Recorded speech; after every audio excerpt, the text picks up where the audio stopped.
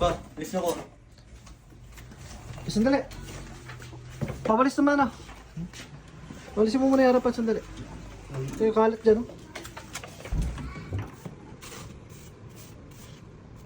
Palisin mo mabuti. Okay na yan.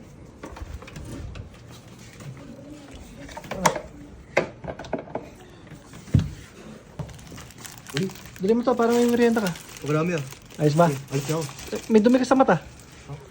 May dumi ka sa mata. Saan? Oh. Ito tissue. Nasa mo? Saan ka ba dadaan? Sa tulay? Sa tulay? Saan tulay? Hindi, biro lang. Sige na. Ingat ah. Okay. Paglabas ko ng bahay, nagulat ako na may lalaki nagwawali sa harapan. Hindi naman siya tupad member pero napakasipag niya. Kaya dali-dali ko siyang tinawag at tinanong kung saan siya nakatira. Sa tulay?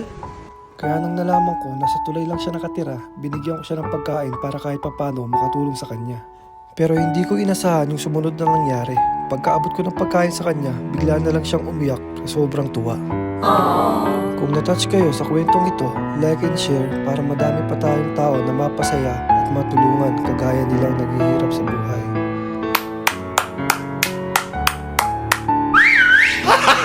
Gago!